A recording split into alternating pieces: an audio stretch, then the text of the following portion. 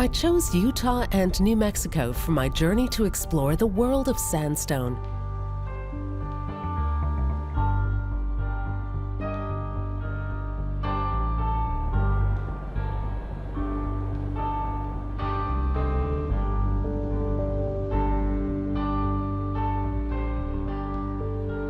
Elements like wind, water, and even snow wear on the colorful sandstone found in the unprotected landscape of the American West.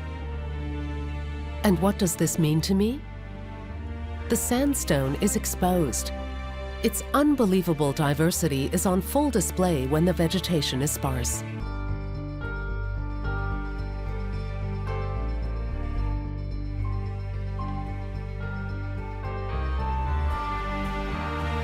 Sandstone, like sand, is defined by the size of its grains. On a scale of 0.063 to 2 millimeters. If the grains are larger, they're called gravel. And when the grains of sand shrink to dust and the finest grains can't be seen with the naked eye, it becomes the clayey siltstone.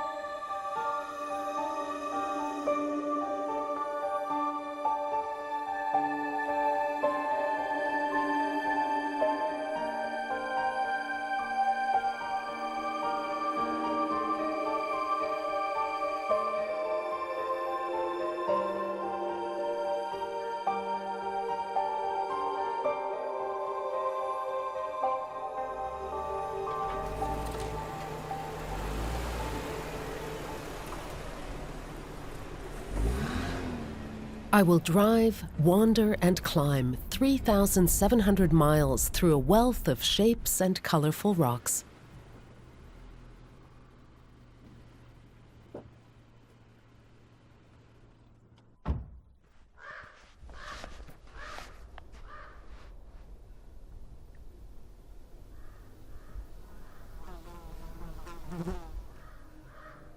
When I enter the crevice, I gasp. An unbelievable play of colors begins. The Slot Canyon, slot means dream in the language of the Navajo, almost sucks me in. But I know about the danger that lurks here. Water flows in the fine vertical fissures in the stone and erodes it, expands it. And when, within seconds, the rains generate torrents of water, the ever-recurring rains and gravel over time grind out underground caves. The different minerals in the sandstone and the dancing light illuminate this bizarre underworld.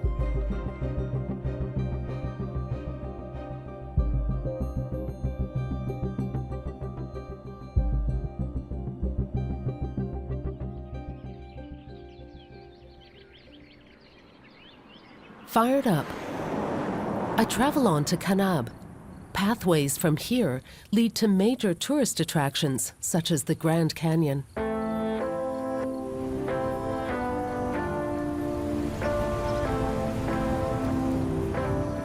My dream destination is the Wave. Only everyone who has seen photos of it will want to go there too. A lottery restricts access radically. 10 places are chosen a month in advance on the internet, 10 more on location.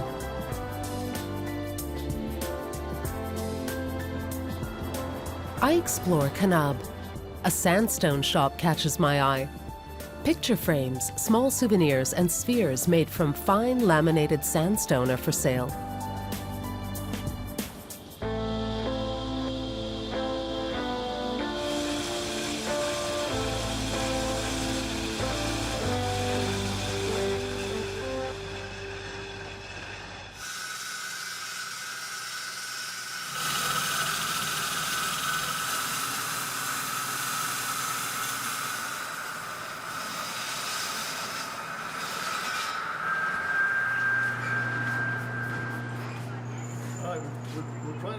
The Brown family business has been around for 3 generations.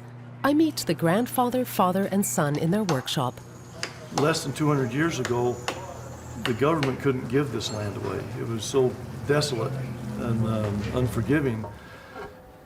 Now, people come from all over the world and marvel at the beauty of this region. And so the idea of being able to actually live and make a living in such a beautiful place that I love so much was very enticing to me. I watch the men work with the easily breakable stone. Well, originally my father was disappointed when he first investigated the stone, because he was thinking of it as a building stone, and the stone was too soft to really be practical as a building stone. And so he had to work around his initial desire and come up with a different product. What is the best-selling item? Probably the most successful one that I can think of right now is the sphere. The spheres has been a very consistent, very good product for us. We've sold hundreds and hundreds of, maybe even thousands of spheres in different sizes. It's been an incredible item for us. Have been just an absolutely phenomenal. Millions. And so coasters have probably been the most profitable item that we've ever done. In fact, when we were expanding our business, it was financed by coasters. I think the main attraction to why they buy it, you come to southern Utah, you see Zion National Park, Bryce Canyon, Moab. You look at these beautiful red sandstone formations that Mother Nature's done, and they want to take some home with them. Well, it's against the law to take rock from the park. So they come through and they see exactly what they saw in the park portrayed in a completely natural piece of sandstone. And it just strikes people as, I have to have that. So they buy it and take it home, and we're glad to sell it to them. Rex and his grandson Dan take me to their quarry where they cut out the Wonderstone, the strikingly colorful sandstone. I took a piece of this in to a geologist and asked him about what had caused it. In fact, I told him it looked like a volcano or something, and he said, nothing so dramatic. He says, a mineral spring.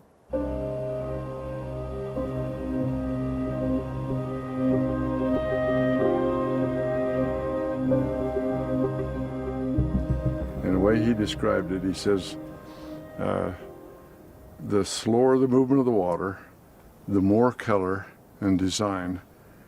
And he said, in the case of the Wonderstone, it may have been almost stagnant.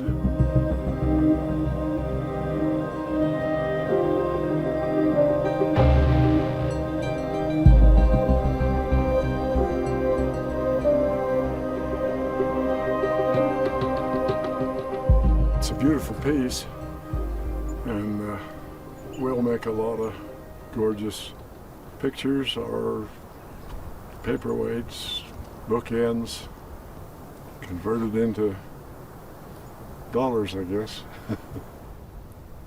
The sentimental reading of the stone to me is that a grandfather, was out shooting and picked up a stone and had the inspiration to turn a piece of sandstone into a business, and that he was able to supply his family with a lifestyle that's worth living from a piece of stone, because my grandfather had the determination to buy the land, harvest the stone, cut it, and present it to the world.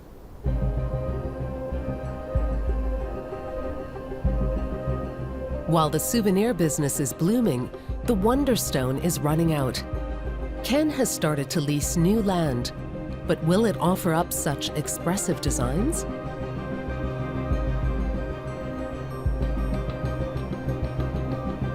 The colors of the Wonderstones can be dramatic, or as delicate as pale Japanese ink drawings.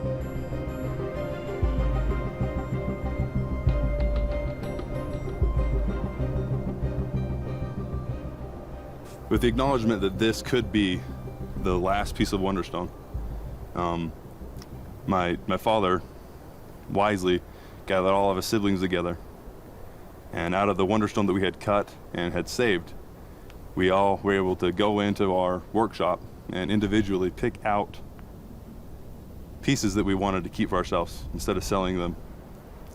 Keep them so that our posterity will have a piece of this beautiful landscape with them forever. I'm taking my newly acquired sandstone sphere along for the ride. On the evening before the lottery, I want to know from my crystal ball if my wish to go to the wave will come true.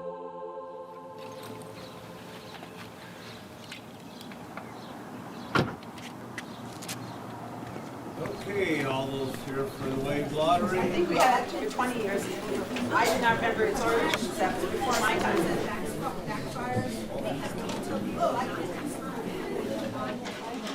There's a crush of people.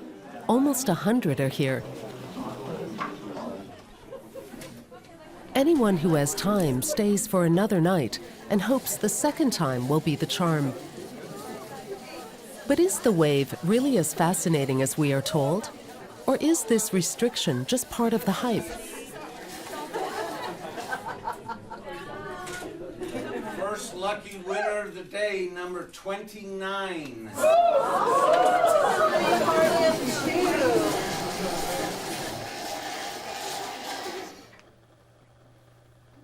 Number 7.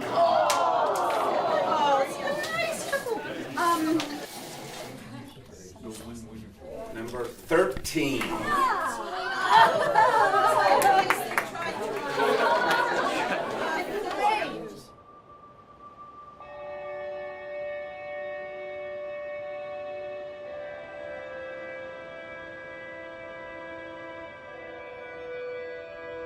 The way in is dangerous and alluring at the same time.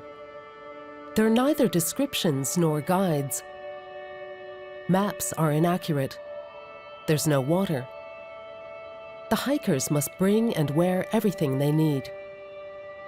The unease about winning the lottery and the hour-long trek are soon forgotten when you stand at this sublime place that is both graphic and psychedelic at the same time.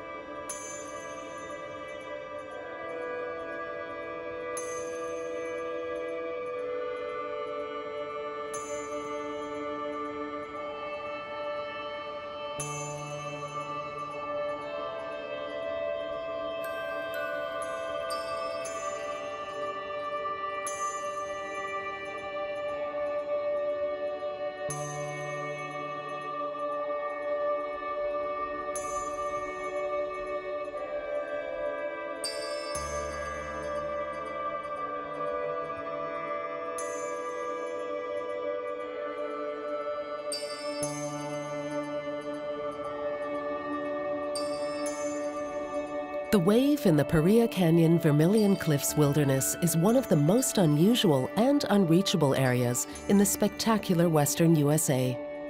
The wave is young in terms of geological time, only 10,000 years old, and it will not endure. What amazes me today will not be around for another 1,000 years. And here too are trace deposits of minerals. Suddenly, staring out from nature's properly folded pleats, a kind of feral lion's head. But this time, the slowly trickling water didn't cause the chaos. It was rather the drifting sand that fell into the depths. Zigzags instead of straight lines. The measured pulse of the stone.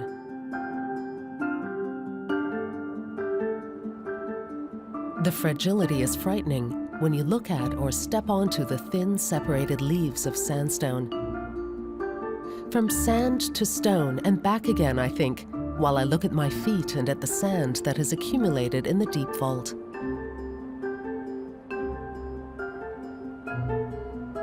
Light and shadow change the appearance of the wave with each passing minute.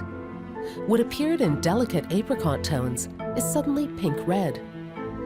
Matte beige can, when illuminated from the right angle, gleam lemon yellow. The colors burn through the spectrum of daylight.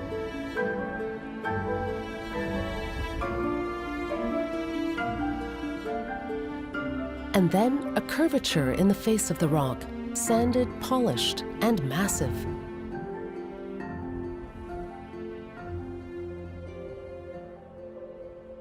If we magnify the patterned striations of sandstone, we see how the individual grains of sand are cemented together. I see the size of the grains, their pores, and the mineral cement.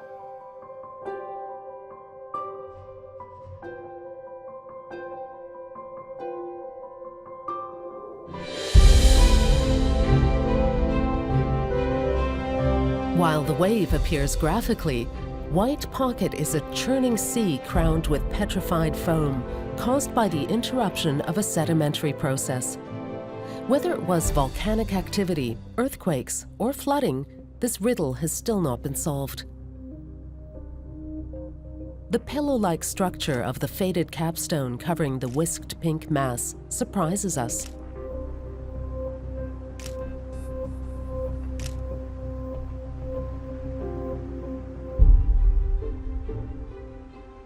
I wander through huge, unreal white icing on cream colors and rose.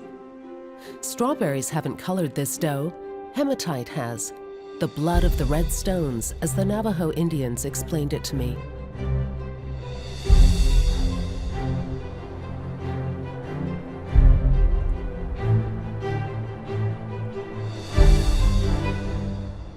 White Pocket enchants every time I look at it. Am I on some distant planet?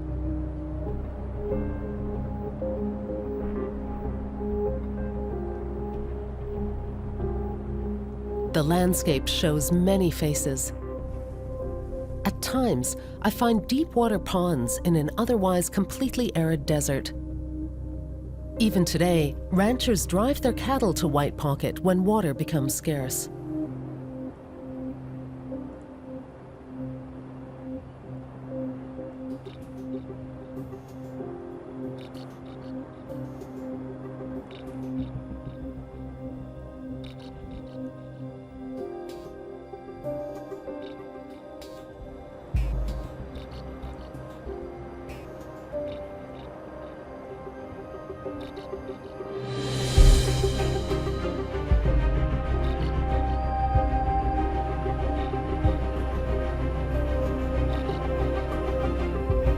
Moki marbles collect in the irregular polygons.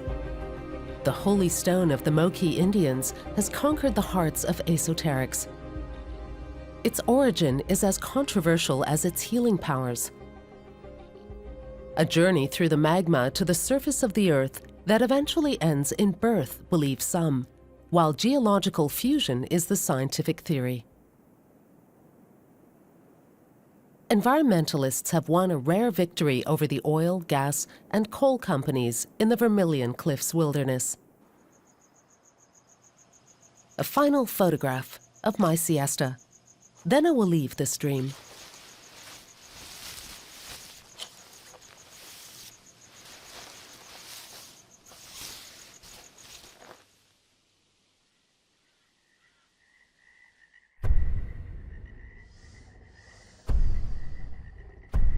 From my science fiction world, I travel back to the Jurassic Age.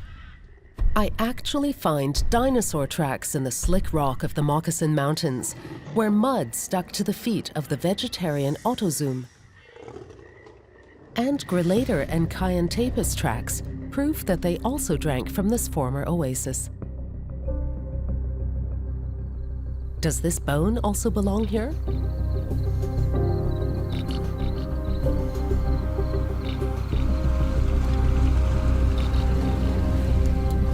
No, I only discover the real dinosaur bones a few days later. Cemented in sandstone, and as such, not comparable with my fantasy.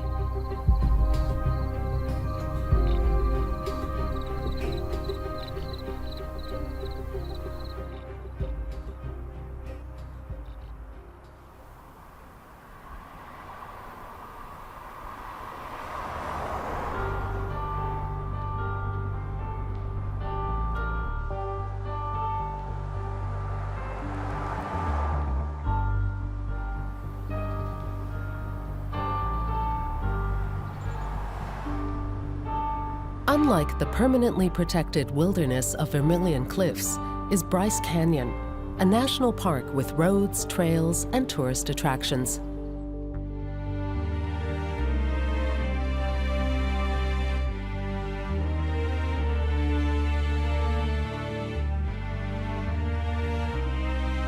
It seems like a forest of stone, a sea of cathedrals and candelabras.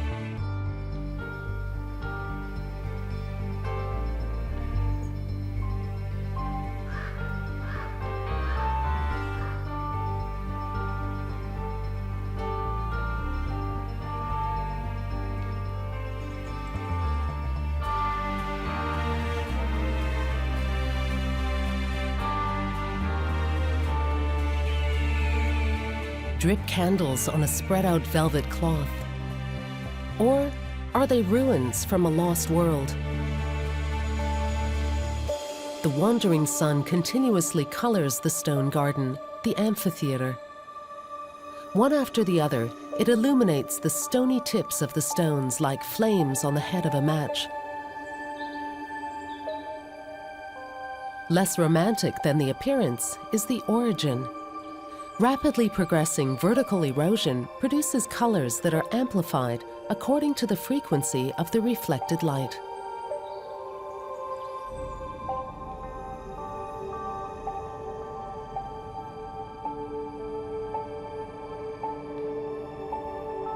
The biggest enemy of sandstone, which can reach almost 9,000 feet, is ice and snow. The snow covers it, eats into the soft spots of the stone wall, bores in, gnaws cracks, crevices, windows, and fins. Alcoves appear, caves and arches, and finally, the hoodoos.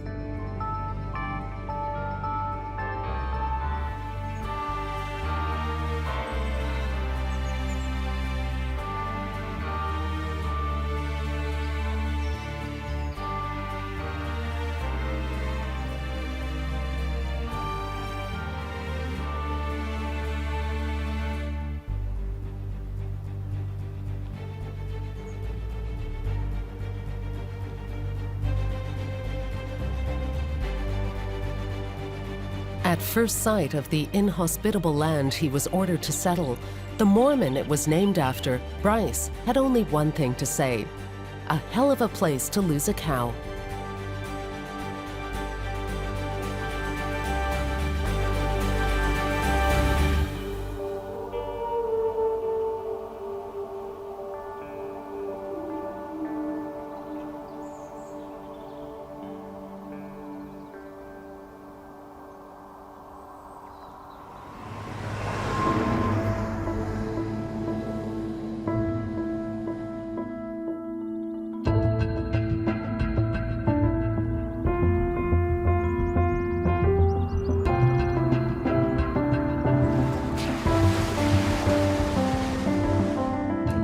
Scenic Byway 12 winds through a vast solitude.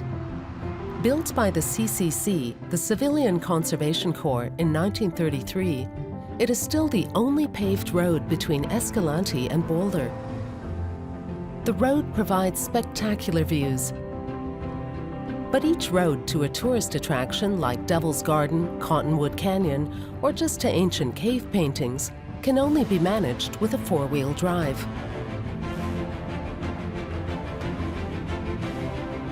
Southern Utah is one of the most sparsely populated regions in the U.S.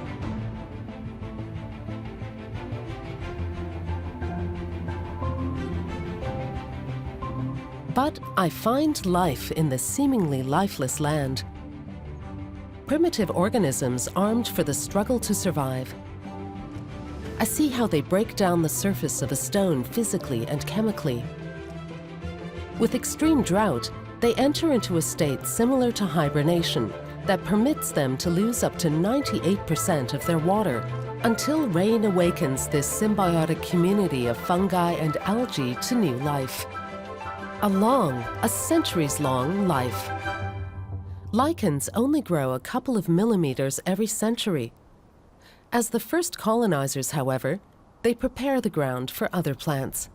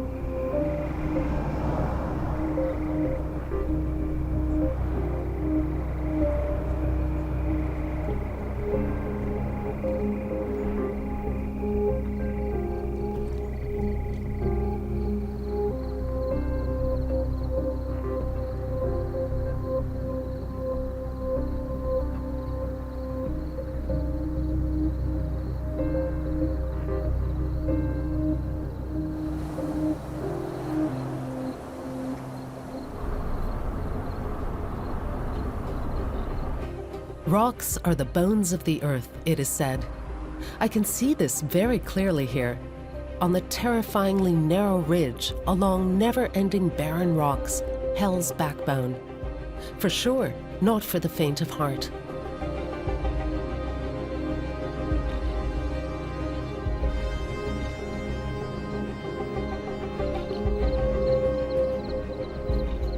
Ever since the first settlers arrived, people have struggled to find names for these stunning locations: Little Death Valley, Sulphur Mountains, Skeleton Gorge, or No Man's Mesa.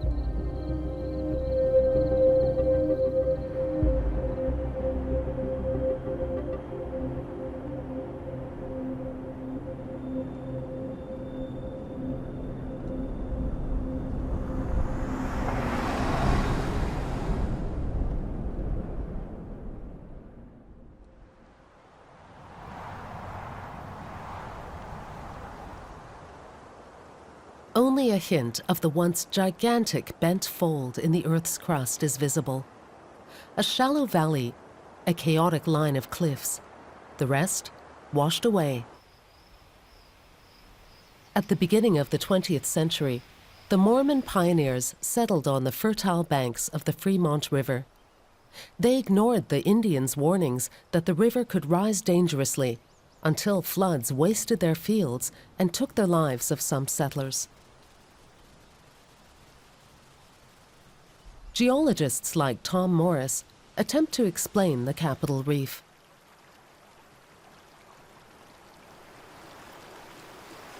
So these rocks are about 180 million years old, and the difference in the age between these red rocks and the white rocks is about 10 to 20 million years.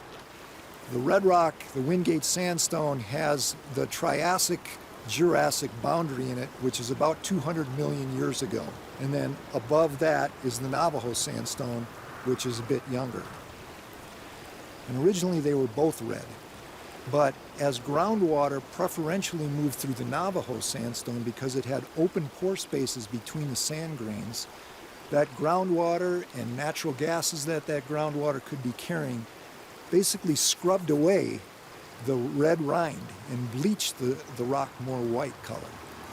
Whereas the Wingate Sandstone, the red rock, the pore spaces were so filled with cement that groundwater couldn't move through and therefore couldn't rub away the red rind off the rock, and it stays red.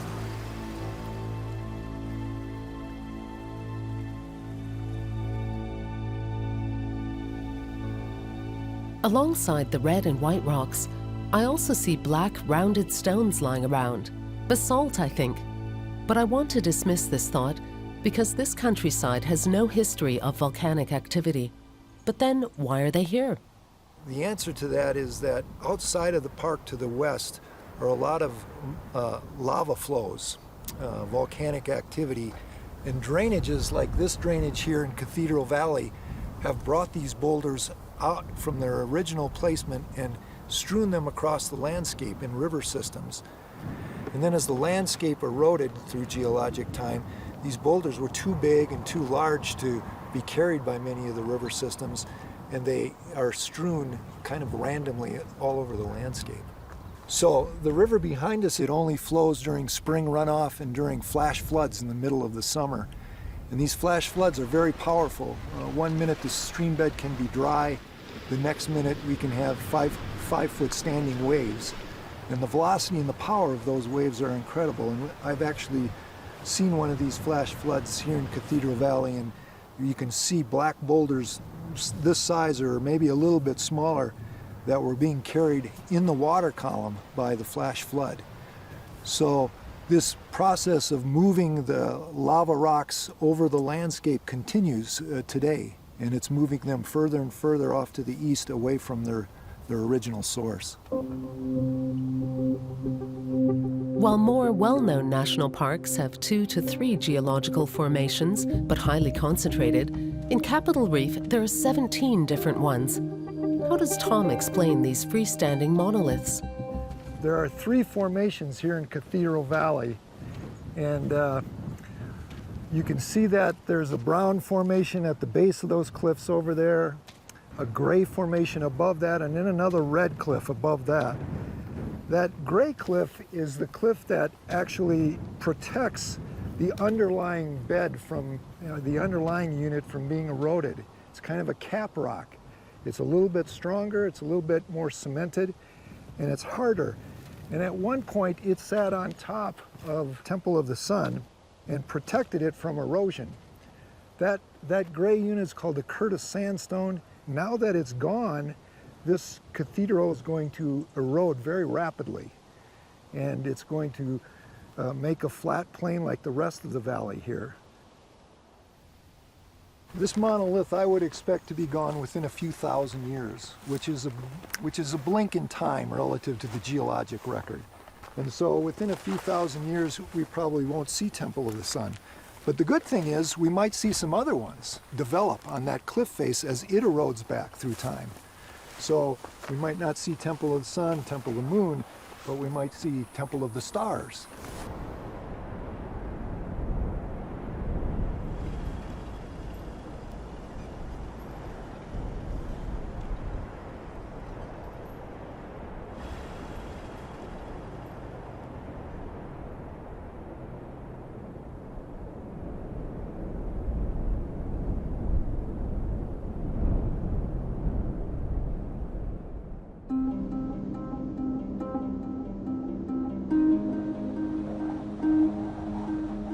The landscape becomes spookier, more colorless when I turn off the main road into a place with no name that I call the end of the world.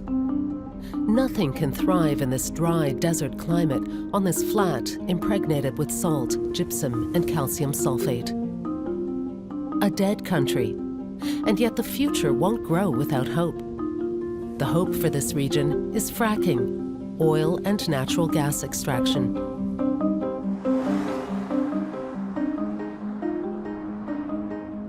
Close to Moab, I find Albert Christensen's Hole in the Rock.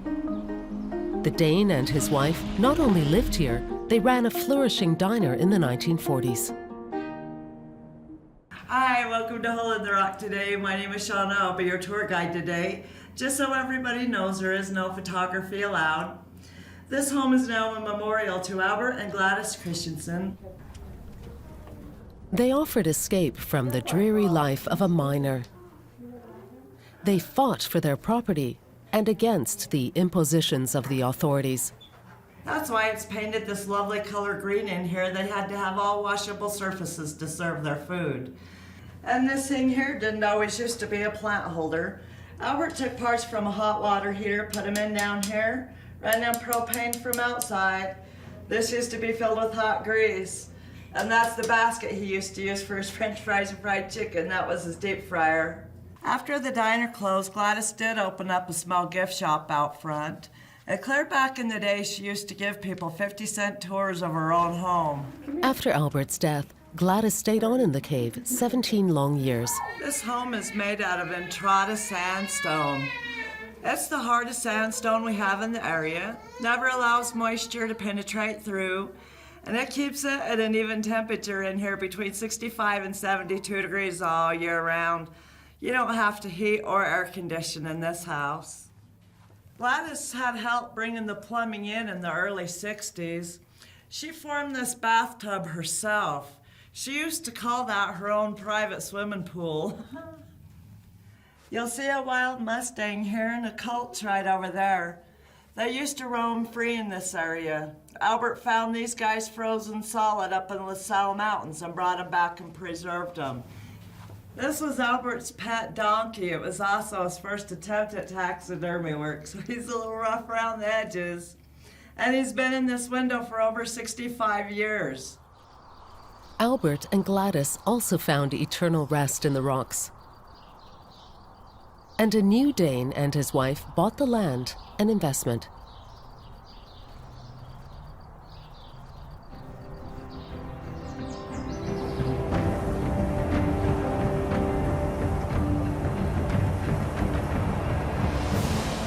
Living in a cave, especially in soft sandstone, has a history. Near the Colorado Plateau, the Anasazi, an ancient people, used natural alcoves in the red stones to build their pueblos.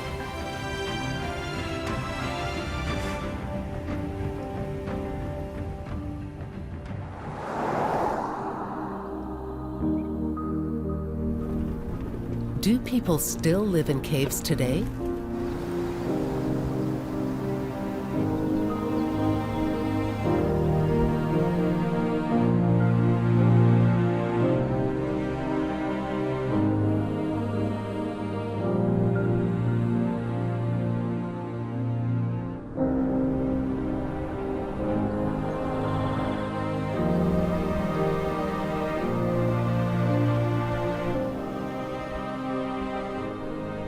A bizarre Legoland.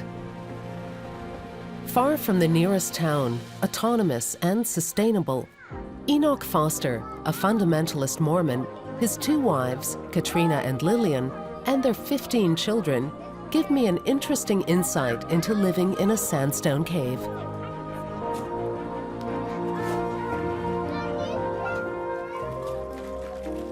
I grew up in a family of 38 children. I have 37 siblings. Our best friends were really our family. We kind of grew up in triplets. I have a sister who is a month younger than me and a brother who's a month older than me.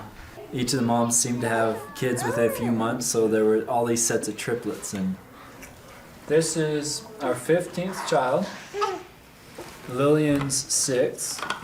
And Katrina has, this is Katrina's number 9 right here. I actually grew up in a large family also. One of 13 children. My parents were divorced. There were no other wives involved. There's no fundamentalist walk that I've been familiar with. Never thought I'd actually move out here and live out here or get the opportunity, but I did. And it's beautiful. I love my big family. I love sharing my life with Enoch and Katrina. I have lived here for 17 years.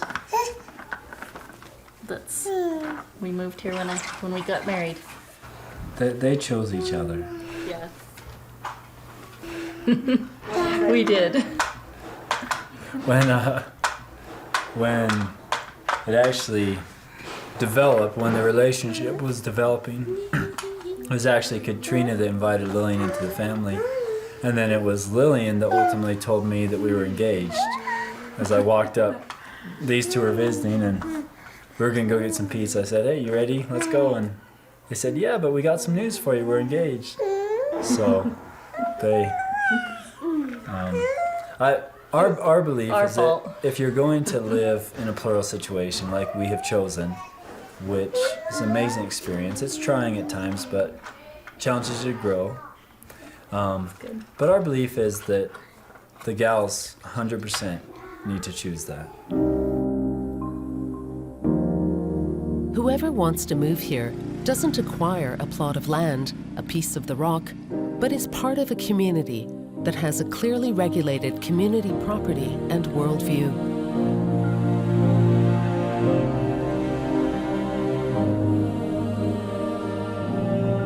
More than the question about whether polygamy should be allowed, the question preoccupied me about how and where you could buy a cliff and scoop it out. Is that permitted? These are man-made caves. There's a number of ways you could cut into sandstone. It's a soft enough rock. But the most affordable or economic way is to drill and blast. Started at it when I was 15, and we've just developed our techniques over the years, and so I just ended up being the one that knew how to do it, and then I'm the one that's filed for the permits to be able to have the explosives. And where do you learn these skills? Well, I'm not an engineer. I've talked to a few, and I've looked at different mines, different structures, arches. I think we've got a pretty good feel for what's safe, and we've tried to stay way inside the boundary of what's safe. Our relationship with the stone. Of course, we are blasting it, which, some people feel like that's scarring Mother Earth a little bit. However, we see it more like living a little closer to the earth and in the rock, and a little more of an intimate relationship with the earth. I think we get the better end of the deal. The cliff protects from natural catastrophes and brush fires, and the steady 68 degrees Fahrenheit temperature means there's no need for heating or air conditioning. Right now we're running all the homes on solar, electric. We're producing all our water from wells, also pumped with solar. We're working towards growing as much of our food, hopefully all of our food. We have a small vineyard, small orchard, gardening at least. It was the perfect location for the life philosophy of Enoch's father.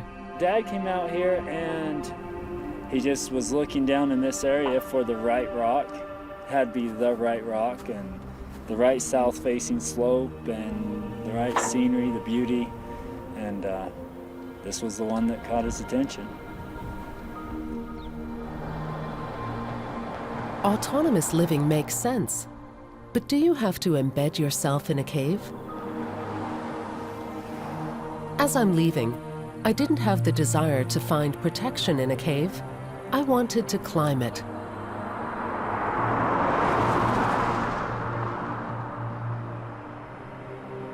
I come across two young rock climbers, Caroline and Eric, on the Colorado River near Moab, the mecca for climbers who also want to conquer the mountain.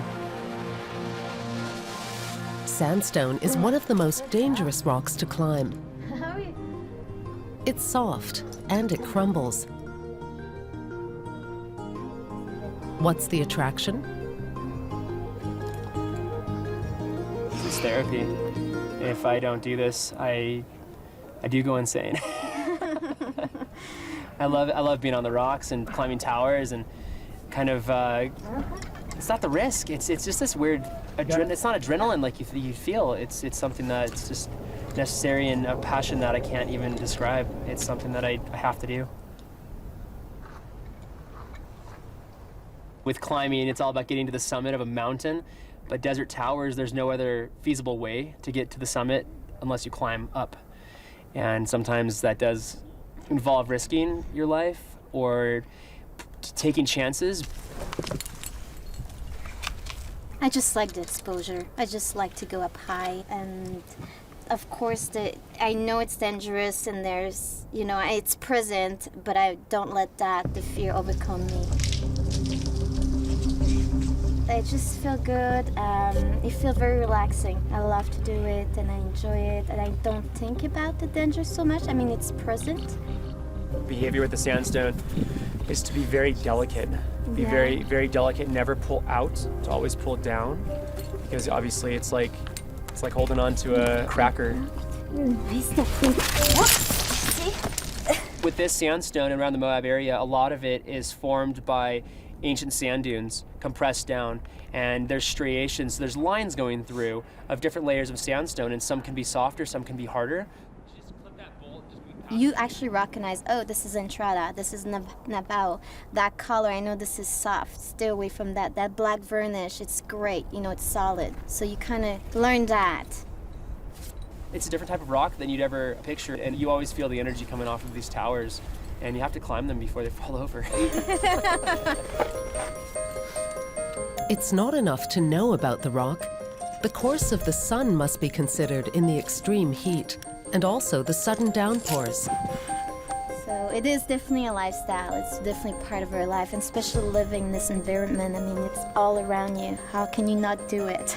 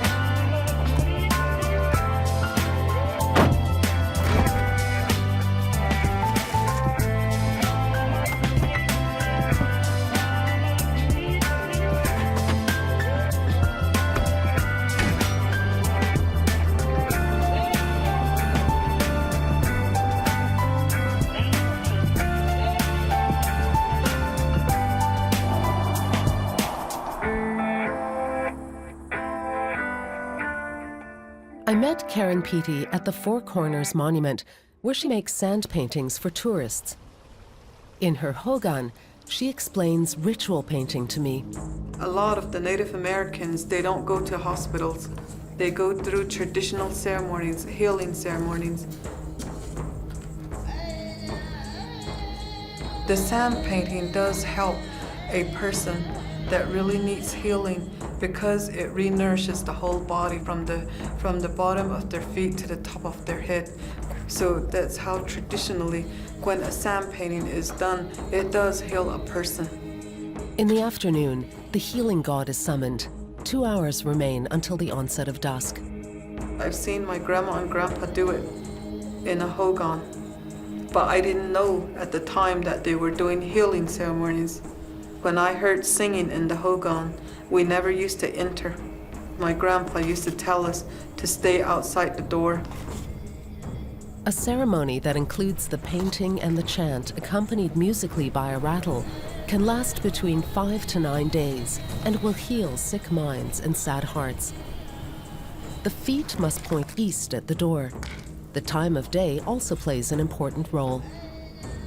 The sand painting that we do, so they're very sacred.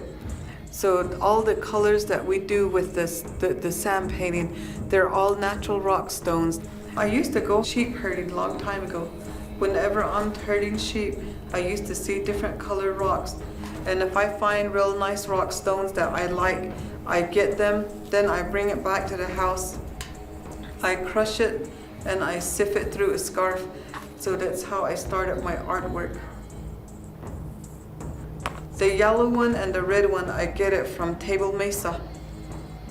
The black, I get it from Carrizo Mountain. The turquoise are the turquoise nuggets that I get from Tucson, Arizona.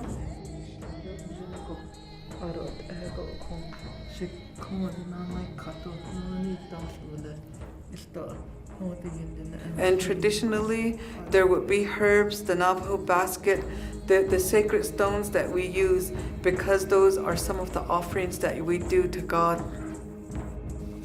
At the end of the ceremony, the painting will be destroyed. According to Navajo beliefs, a person who keeps or acquires a ritual sand painting will be possessed by an evil spirit.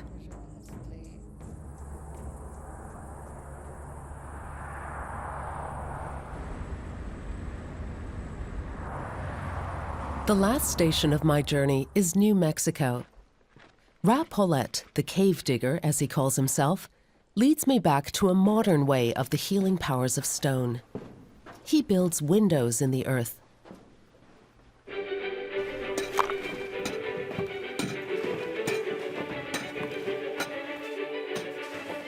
Ra digs like a mole into the soft ojo caliente sandstone.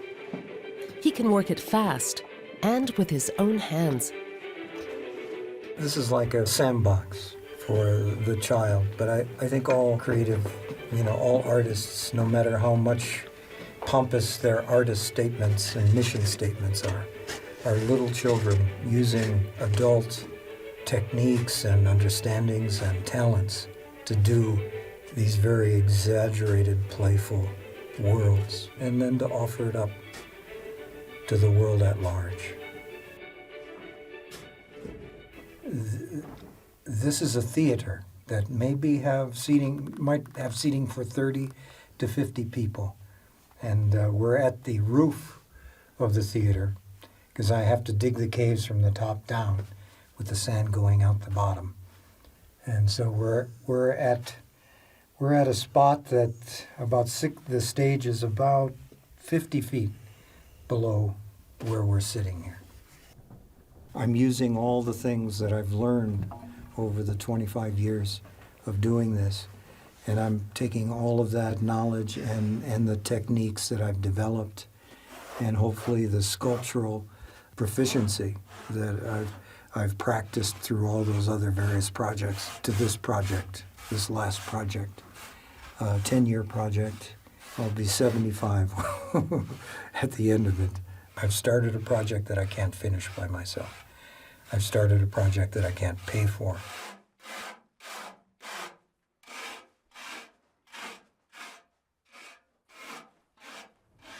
This is the place that people come to perform for one another or to perform for the earth itself. You know, a large group of singers and musicians could come in with no audience and just play to the play to the solidness, the Mother Earth, sing songs to the earth. There is a psychology to being underground that represents to people their inner life or their inner world. I think that's why caves partly are so spooky, because people are a little bit afraid of going inside themselves. And for me, that metaphor is something that I try to exaggerate in the work. This is what makes them evocative and magical, and this is also what preps the perception of the visitors by a journey, a pilgrimage to a place where they have to maybe work at a little bit and expend energy, give something to and I do think it it creates a type of excitement.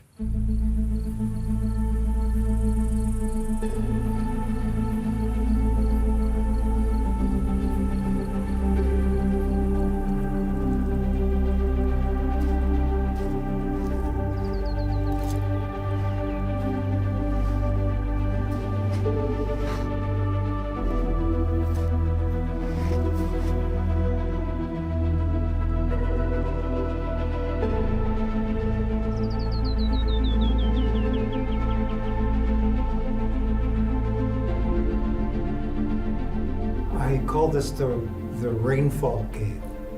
I mean, we're living in the Southwest, and our forecast for the next 50 years is desertification, which is getting drier and drier.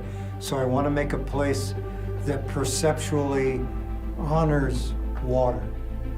The rainwater from rain catches that I'll have on the outside will be powered by a solar system that pumps this water down a series of rocky steps inside here into a pool. I'm going to direct sunlight down into the pool, and perhaps I'll have a convex mirror at the bottom of the water, so the light that will be shimmering because of the falls, all the walls will just shimmer in light. I might put a color template on the skylight, so when the sun comes in, like it's very bright now, it just bathes everything in aqua blue or emerald green. I also see these brown stones. I want to take wherever they are and paint these in metallic gold. So there's these gold stones sticking out of the walls. Totally over the top.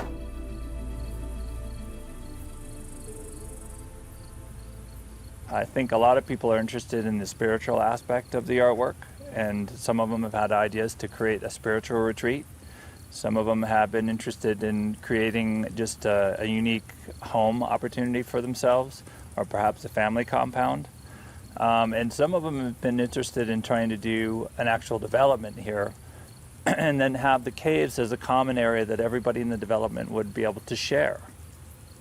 So lots of different ideas on how to utilize the property, and it's going to be interesting to see who ends up buying it and what ends up happening to it.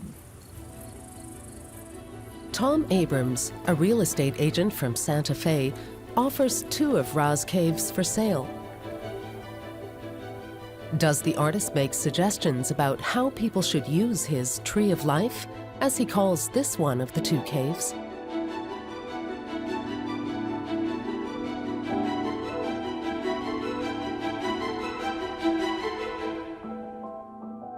I think of these places more as shrines, places that are just to be experienced, and for people perhaps to bring their own narratives.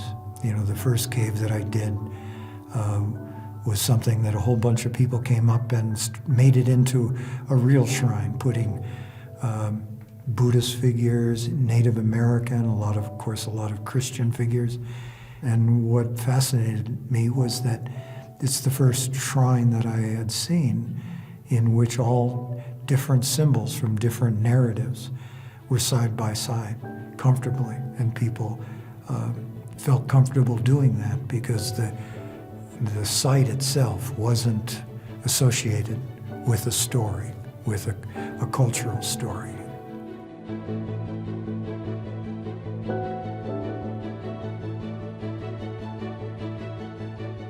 I didn't like that term artist. It seemed too elitist, but I've recently embraced it and I want to define it. But the idea of just making artifacts that decorate wealthy people's lives was not what I'm interested in.